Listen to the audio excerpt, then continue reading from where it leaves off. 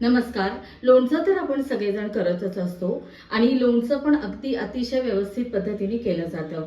म्हणजे त्याच्यामध्ये जे काही तिखट आहे, मीठ आहे, हळद आहे, त्याचं प्रमाण जर का योग्य असेल तर तुमचं लोणचं नेहमी चांगलं होणारच. पण हे लोणचं केल्यानंतर जेव्हा तुम्ही ते लोणचं बरणीमध्ये भरता, तेव्हा तुम्ही नुसतीच ती बरणी घेता, ती स्वच्छ धुता, पुसता आणि मग त्याच्यामध्ये लोणचं भरता.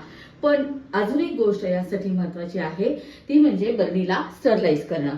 तर बरणी जर का तुम्ही अशा पद्धतीने स्टरलाइज करून घेतली तर मला खात्री आहे की तुमचं लोणचं अजिबात खराब होणार नाही.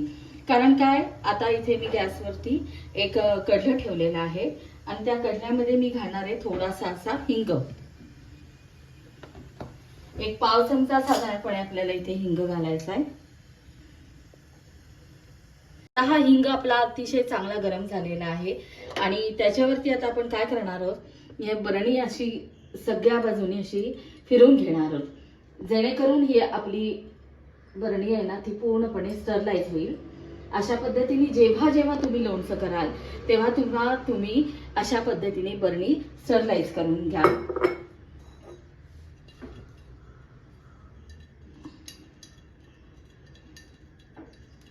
आणि अशा तऱ्हेने स्टरलाइज केलेली बरणी मग याच्यामध्ये जर का तुम्ही लोणचं भरलं तर मला खात्री आहे की वर्षभर तुमचं लोणचं ॲज इट इज राहील, ते खराब होण्याचे अजिबात चान्सेस राहणार नाही.